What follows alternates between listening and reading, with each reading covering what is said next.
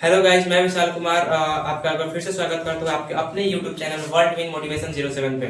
तो आइए आज हम जानेंगे क्लास 10 का एक टॉपिक है लाइट। आज हम जानेंगे लाइट के बारे में। लाइट जिसको हिंदी में हम कहते हैं प्रकाश। तो सबसे पहले हम जानेंगे कि सर प्रकाश किसे कहते हैं। प्रकाश किसे कहते हैं? प्रकाश वो है जो हमें दिखाई नहीं देती है, लेकिन उसकी सहायता से हम किसी वस्तु को देख सकते हैं। अगर इसका डिफिनेशन की बात की जाए तो लिखेंगे कि सर हम light is a source of energy.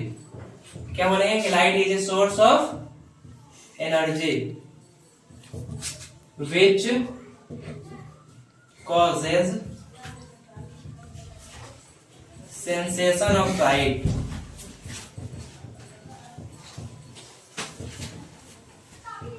यानी कि लाइट वो है जिसकी सहायता से हम किसी वस्तु को देख सकते हैं। यानी कि प्रकाश ऊर्जा का ही एक स्वरूप है जिसकी सहायता से हम किसी वस्तु को स्पष्ट तरीके से, स्पष्ट रूप से उसको देख सकते हैं। यानी कि बिना प्रकाश के हम किसी चीज को नहीं देख सकते हैं, है ना। जैसे कि इमेजिन करें कि एक टॉर्च है। अगर टॉर्च यहाँ, अगर ये रूम अंधेरा है ना, अगर ये रूम पूरा क्या है, अंधेरा है, यहाँ पे लाइट नहीं आ रही है, तो अगर हम एक टॉर्च को अगर ऑन करेंगे तो उसके प्रकाश से हम किसी वस्तु को देख सकते हैं। यानी कि किसी वस्तु सहायता से देख रहे हैं टॉर्च के, और टॉर्च से क्या निकल रही है, प्रकाश। यानी कि हम किसी वस्तु को प्रकाश की सहायता से क्या कर रहे हैं, स्पष्ट तरीके से देख रहे हैं, है ना। चलिए अब हम जानेंगे इसका हिंदी मीडियम में लिखेंगे इसमें कि प्रकाश ऊर्जा का ये क्या है, स्वरूप है जिसकी सहायता से हम किसी वस्तु को स्पष्ट तरीके से देख पाते हैं ना। उसके बाद हम जानेंगे इसको सबसे पहले किसने बताया। इसको बताया है न्यूटन चाचा। कौन बताया इसको? न्यूटन चाचा। ये है हमारे न्यूटन चाचा। इन्होंने बताया कि प्रकाश क्या है, सीधी रेखा में गमन करती है। प्रकाश कैसी रेखा में गमन करती है? सीधी रेखा में। यहाँ से अगर प्रकाश नहीं है तो प्रकाश कैसे आएगी, एकदम स्ट्रेट लाइन में आएगी। कैसे आएगी? स्ट्रेट लाइन में। यानी कि ray of light in a straight line. अगर हम इसका लिखें तो कि ray of light in a straight line. प्रकाश जो है कैसे सीधी रेखा में गमन करती है। प्रकाश सीधी रेखा में क्या करती है, गमन करती, रेखा में गमन करती है। प्रकाश सीधी रेखा में गमन करती है। तो न्यूटन जो चाचा थे, न्यूटन चाचा ने हमें बताया था कि प्रकाश जो है एकदम सीधे जाती है ना। उसके बाद हमें बताया न्यूटन को हम फादर ऑफ फिजिक्स कहते हैं। क्या कहते हैं न्यूटन को? Father of physics. यानी कि भौतिकी के ये पापा जी हैं। कौन है? जनक इसको बोलेंगे, है ना, भौतिकी के जनक। ये फिजिक्स के क्या है, पापा जी, और हमारे क्या है, चाचा जी, है ना। कौन है ये? न्यूटन चाचा। इन्होंने बताया है कि प्रकाश जो कैसी है, सीधी रेखा में गमन करती है। और इसके बाद एक और वैज्ञानिक है जिनका नाम है, चलिए उसको आगे देखते हैं ना। इसको हम लाइट बोल सकते हैं, लाइट, या फिर प्रकाश की बोल सकते हैं, है ना। प्रकाश की कह सकते हैं, ठीक है। या फिर प्रकाश, लाइट बोलो, प्रकाश बोलो, या फिर प्रकाश की बोलो, बात इज द सेम, है ना। अब हम जानेंगे कि रे जो है, न्यूटन ने हमें बताया था कि कैसी सीधा रेखा में चलती है। न्यूटन ने बताया था कि रे जो है, न्यूटन चाचा ने हमें बताया था कि जो किरण है वो सीधी रेखा में गमन करती है ना। जो किरण है वो सीधी रेखा में गमन करती है। उसके बाद एक नया वैज्ञानिक है जिसका नाम है हाइगेंस। ये एक नया चाचा जन्म लिए, ठीक है। चलो एक फ्रिज बनाते हैं पहले। ये है हाइगेंस चाचा। कौन है? ये है हाइगेंस चाचा, है ना। ये है हाइगेंस। इन्होंने बताया कि नहीं, न्यूटन चाचा ने बताया था कि प्रकाश कैसे सीधी रेखा में गमन करती है ना। लेकिन जो हाइगेंस है उन्होंने बताया कि नहीं, प्रकाश जो सीधी रेखा में गमन नहीं करती, वो एक तरंग के रूप में गमन करती है। तरंग बोले तो ऐसे, समझ में? तरंग कैसे? हिंदी मूवी का एक बहुत पहले का गाना है कि ठहरे हुए पानी में पत्थर न मार बावरे, दिल में हलचल से मच जाएगी। जैसे कि कोई गड्ढा पानी है, एकदम जो जमा हुआ पानी है, उसमें अगर पत्थर मारोगे ना तो ऐसे से कंपन करता है, देखिए हो। हाँ, यस सर। कोई गड्ढा पानी है जो जम गया है, उसमें अगर पत्थर मारो तो ऐसे करता है, वो क्या है, तरंग बन रहा है। तो हाइगेंस ने बताया कि जो प्रकाश है वो सीधी रेखा में नहीं गमन करती है, वो एक तरंग के रूप में चलती है ना। तो प्रकाश का स्रोत यानी कि सोर्स ऑफ लाइट, यानी कि प्रकाश जिस बिंदु से होकर निकलती है या फिर उत्पन्न होती है उसे हम प्रकाश का स्रोत कहेंगे। इसका डेफिनेशन हम देखें तो कि प्रकाश नॉर्मल है कि प्रकाश जिस बिंदु से होकर निकलती है, जिस बिंदु से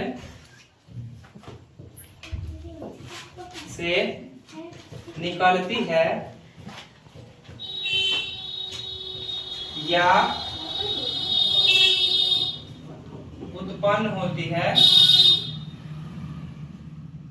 उसे हम प्रकाश स्रोत कहते हैं, है ना। प्रकाश स्रोत कहते हैं, यानी कि प्रकाश जहां से निकल रही है ना उसी को प्रकाश स्रोत कहेंगे। जैसे कि हमारी इमेजिन करते हैं हमारे हाथ में एक टॉर्च, क्या है, एक टॉर्च है। अगर प्रकाश हम यहाँ से ऑन किए, अगर यहाँ से टॉर्च से अगर प्रकाश निकला तो ये टॉर्च क्या हुआ, प्रकाश का स्रोत, यानी कि सूरज क्या, प्रकाश का स्रोत। जिस बिंदु से प्रकाश जहां से निकले, बल्ब क्या है, प्रकाश का स्रोत है, बल्ब से हमें प्रकाश मिलते हैं, यानी कि जिस बिंदु से प्रकाश निकले उसको प्रकाश का स्रोत कहेंगे। अब हम जानेंगे चांद के बारे में, है ना। बहुत कि सर मून क्या है ना, मून को हम हिंदी में क्या कहते हैं, चांद। ये वही चांद है जिसको हम लोग बचपन में क्या कहते थे, मामा। और बड़े बड़े को इसको कहता है कि मम्मी क्या कहती है, चांद से भी मिलाना, है ना। इसी चांद को बचपन में कहा जाता है कि ये चंदा मामा है, मम्मी क्या बताती है, चंदा मामा। और अब बड़े हो गए ना तो मम्मी कहती है कि चांद से भी मिलाना, है ना। यानी कि सिंपल से फंडा है कि मम्मी बोल रही है कि ना कि मामा को बेबी बनाओ, है ना। सबसे पहले हम जानेंगे देखते हैं कि चांद है कैसा, है ना। तो चांद के पास खुद का प्रकाश नहीं होता है, चांद के पास खुद का प्रकाश नहीं होता है। तो don't have on light, Hindi में बोले तो चांद के पास खुद का प्रकाश, चांद के पास स्वयं का प्रकाश नहीं होता है। अर्थात ये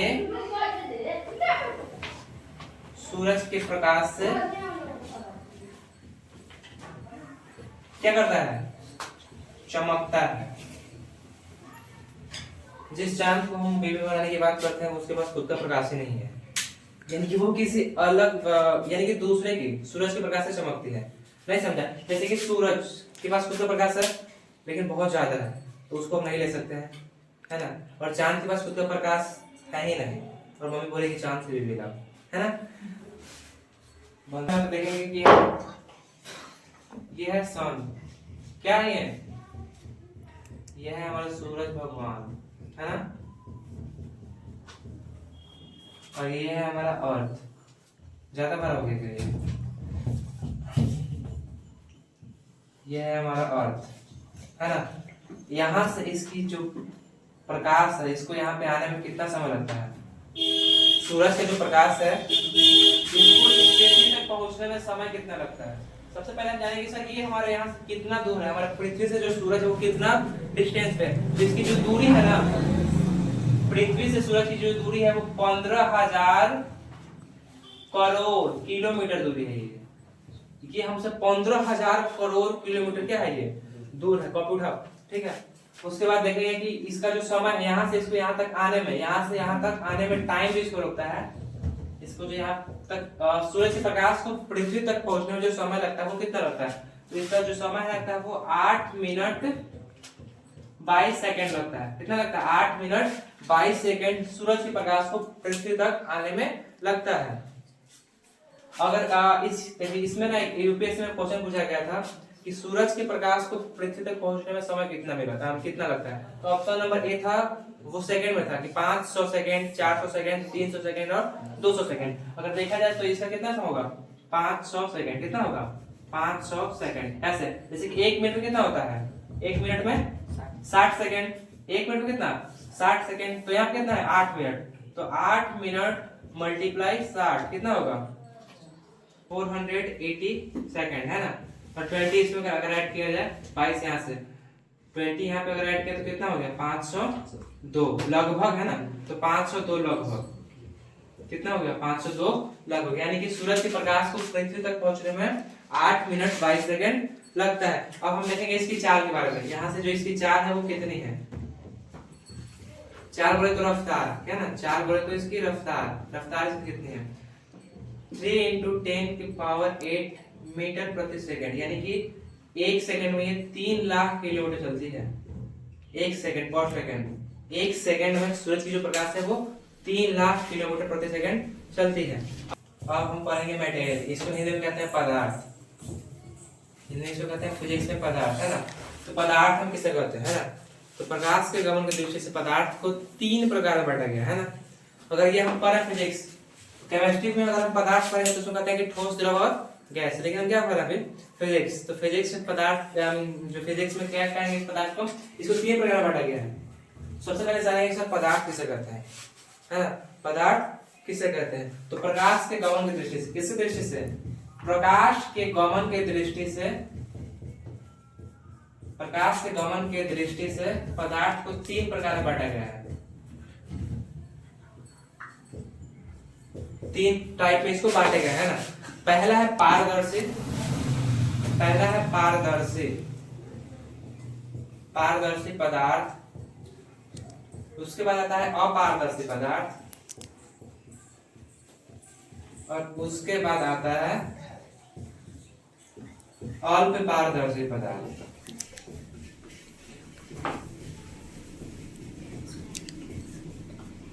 पारदर्शी पदार्थ हम उसे कहेंगे जिससे प्रकाश आसानी से पार कर जाए।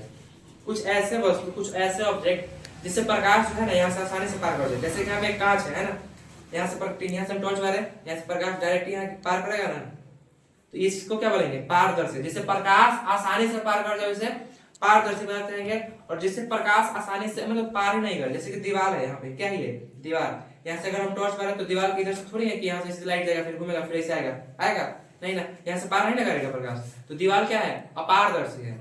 ठीक, वैसा पदार्थ जिससे प्रकाश आसानी से पार करे उसको पारदर्शी, और जिससे प्रकाश आसानी से पार नहीं करे उसे अपारदर्शी, और जिससे प्रकाश थोड़ी मात्रा में पार करे, हल्की मात्रा में, उसको हम बोलेंगे अर्धपारदर्शी। जैसे कि तेल लगा हुआ कागज, तेल लगा हुआ जो कागज होता है उसमें अगर तुम प्रकाश पार करोगे ना तो हल्की मात्रा में जाती है। जैसे घिसा हुआ कांच, घिसा हुआ जो कांच होता है उसे प्रकाश पूरा पार नहीं करता है, हल्की मात्रा में पार करता है। तो पारदर्शी पदार्थ उसको बोलेंगे जिससे प्रकाश आसानी से पार कर जाए, और जिससे प्रकाश आसानी से पार नहीं करे उसको अपारदर्शी बोलेंगे, और जिससे प्रकाश थोड़ी मात्रा में पार हो उसको अल्प पारदर्शी पदार्थ कहेंगे, है ना। तो आज के लिए इतना ही, तो फिर से